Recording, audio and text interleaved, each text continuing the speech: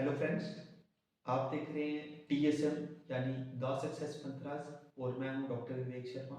जैसा कि हमने पहले भी कुछ इंपॉर्टेंट टॉपिक्स के बारे में बात करी थी रिगार्डिंग जीकेएस मेंस, तो उसी पे हम आज आगे कंटिन्यू करेंगे। आज के हमारे जो इम्पोर्टेंट एरियाज हैं उनमें रिपोर्ट्स के बारे में बात करेंगे और दो इम्पोर्टेंट रिपोर्ट्स हैं जिनके बारे में बात करेंगे। NFHS 5 और दूसरी है NCRB national crime records bureau की जो लेटेस्ट रिपोर्ट है। तो हम NFHS 5 पे बात करते हैं, नेशनल फैमिली हेल्थ सर्वे। इसकी पांचवी रिपोर्ट थी जो कि आई थी फॉर द पीरियड 2019-20। तो इससे पहले चार सर्वेज और भी हुई हैं। ये सर्वे ministry of family and health affairs के अंदर एक बॉडी है, international institute of population sciences जो कि मुंबई में है, वो कंडक्ट करती है। और इसके लिए रेगुलर फंडिंग जो है वेरियस इंस्टीट्यूशन से आती है। यूनिसेफ से आ सकती है, US एड से आती है, Bill and Melinda Gates Foundation, ministry of health affairs, health and family affairs, इन सब से आती है। अब इस रिपोर्ट की इम्पोर्टेंस ये है कि पॉलिसीज को फॉर्मुलेट करने में, प्लान्स को एक वापस से रीअसेस रीवैल्यूएट करने में ज़रूरी होती है, ताकि हम देख सकें कि हमसे कहाँ पे हम प्रोग्रेस कर पा रहे हैं, कहाँ पे हम चूक रहे हैं, कहाँ पे वापस से हमारी जो स्ट्रेटजीज हैं वो चेंज होनी चाहिए। तो देखते हैं रिपोर्ट क्या कहती है। तो जो लेटेस्ट रिपोर्ट है, इनफैक्ट ये रिपोर्ट अभी 1.5-2 साल पहले आई थी, बट रेलिवेंस क्योंकि इसकी रहेगी until the next report comes.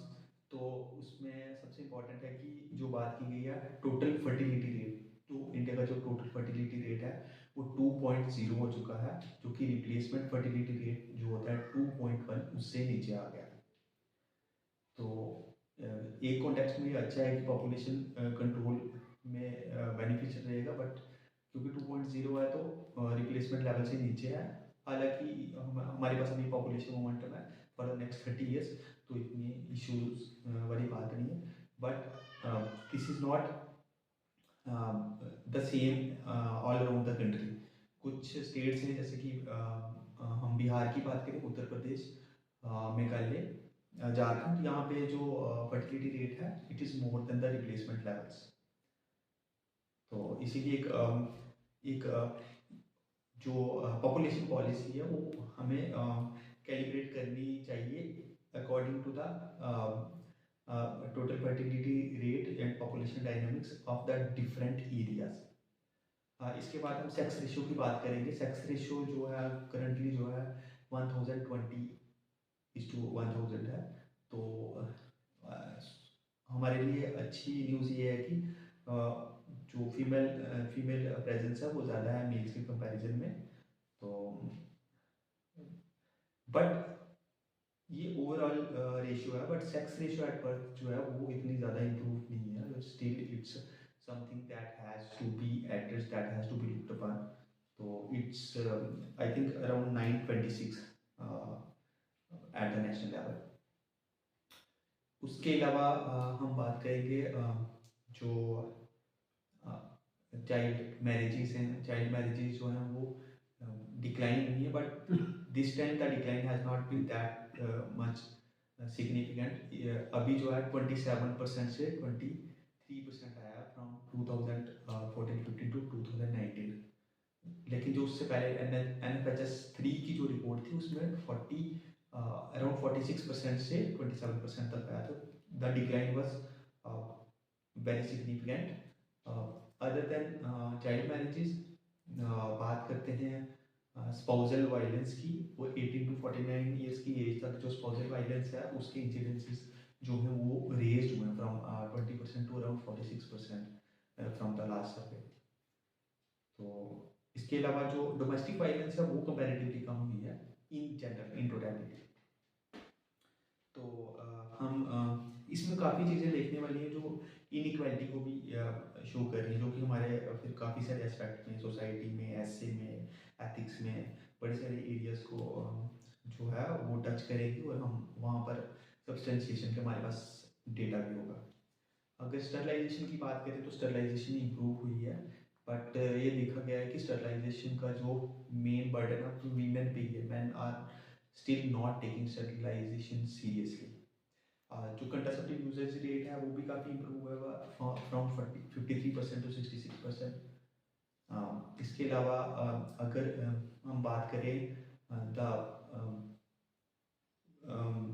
The involvement of women in decision making, तो वो भी जितने जो सर्वे की गई हो उसके हिसाब से from 76% in the previous survey it has reach now around 92%। That is मतलब काफ़ी लार्जर चंक ऑफ फीमेल्स जो है वो डिसीजन मेकिंग में अब इन्वॉल्व हो गई हैं at the house hold and family levels. उसके बाद हाउस होल्ड का जो साइज़ है वो भी थोड़ा सा सिग्निफिकेंटली कम हुआ है। पहले हाउस होल्ड में 4.6% थे, अब 4.4 है। और फिर अगर चिल्ड्रन के एस्पेक्ट पर बात करें तो एक तो एनीमिया जो है वो बढ़ा, it has in fact increase across all the groups, women, children and man, and it's something very alarming. और इम्यूनाइजेशन की अगर बात करें तो इम्यूनाइजेशन भी फ्रॉम 54% टू 63% है compare to the last report. Institutionalised deliveries जो हैं वो भी इंक्रीज हुई हैं from 79% to 89% in the recent survey. तो यही कुछ इम्पोर्टेंट जो एरियाज हैं। ऐसे तो रिपोर्ट काफ़ी लंबी चौड़ी होती है, लेकिन कुछ कुछ जो पॉइंट्स हैं वो रिमेंबर करने ज़रूरी है, क्योंकि ऐसे तो डेटा याद भी नहीं रहेगा। ये है human mind has a certain limitations, तो उनको ध्यान में रखते हुए कुछ इंपॉर्टेंट जो पॉइंट्स थे वो हमने डिस्कस किए हैं। तो बस यही ध्यान रखें कि ये जो पॉइंट हमने डिस्कस किए हैं एग्जाम में इनकी रेलेवेंस काफ़ी है, कहीं ना कहीं आपको कोट करने के लिए बेनिफिशियल रहेगा ये जो एरिया। इसके बाद हम नेक्स्ट रिपोर्ट है जो वो नेशनल क्राइम रिकॉर्ड्स ब्यूरो की रिपोर्ट है। तो ये जो एक बॉडी है मिनिस्ट्री ऑफ होम अफेयर्स के अंडर आती है, इसकी रेगुलर रिपोर्ट्स आती हैं। ये एक रिपोजिटरी का काम करती है जिसमें कि क्राइम और क्रिमिनल रिलेटेड जो इंफॉर्मेशन है वो डेटा जो है वो रहता है, और हेल्प करती है क्राइम को परपिट्रेटर्स क्रिमिनल्स के साथ लिंक करने में, ताकि हम अकॉर्डिंगली इन्वेस्टिगेट कर सकें और फर्दर जो एक्शन है वो ले सकें, ताकि क्राइम रेट जो है कम हो सके in short, medium and long term. तो देखते हैं कि रिपोर्ट में इंपॉर्टेंट फाइंडिंग्स क्या हैं। ऐसे तो ये भी लंबी चौड़ी रिपोर्ट होती है, लेकिन कुछ एरियाज, कुछ इंपॉर्टेंट जो पॉइंट्स हैं वो आपको ध्यान में रहने चाहिए, ताकि अच्छे से एग्जाम में उन एरियाज को हम सब्सटेंशिएट कर सकें जब भी कोई स्टेटमेंट देनी हो। तो सबसे पहले है कि ओवरऑल जो क्राइम है वो कंपैरेटिवली कम हुआ है इस रिपोर्ट में as compare to 2021, around 4.5% decline. In terms of number of cases पर 1 लाख पॉपुलेशन, वो भी डिक्लाइन हुआ फ्रॉम 446 टू 442 पर lakh population.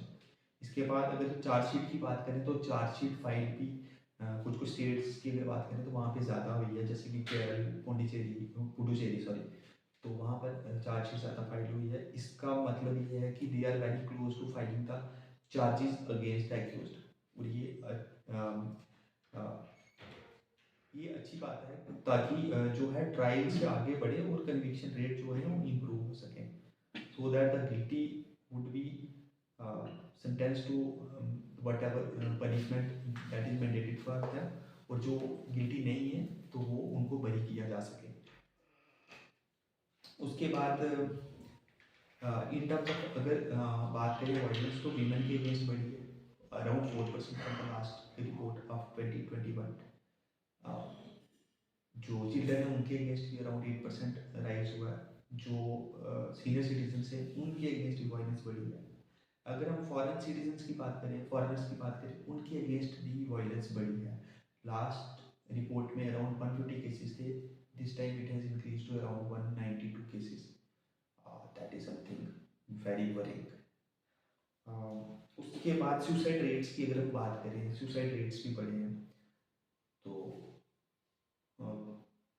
Across various categories, across students, casual workers, और इसके रीजंस क्या हो सकते हैं? फाइनेंशियल इश्यूज हो सकते हैं, डिस्टर्ब फैमिली लाइफ हो सकती है, डिस्टर्ब मैरिजेज हो सकती हैं, मेंटल इलनेसेस वगैरह हो सकती हैं। तो इसमें ऑलमोस्ट ये पॉइंट है, एक एस सीज एस टीज, क्योंकि ये इंपॉर्टेंट वल्नरेबल ग्रुप है तो इनके बारे में बात करनी चाहिए। तो the crime against the communities have increased and it has been seen that it has been persistently increasing against them। और कुछ स्टेट्स हैं जैसे राजस्थान, मध्य प्रदेश, इनमें जो इस तरह के इंसिडेंसेस हुए हैं कंपैरेटिवली पहले कंपैरेटिवली में ज़्यादा हुए हैं। तो इसमें इतना ही।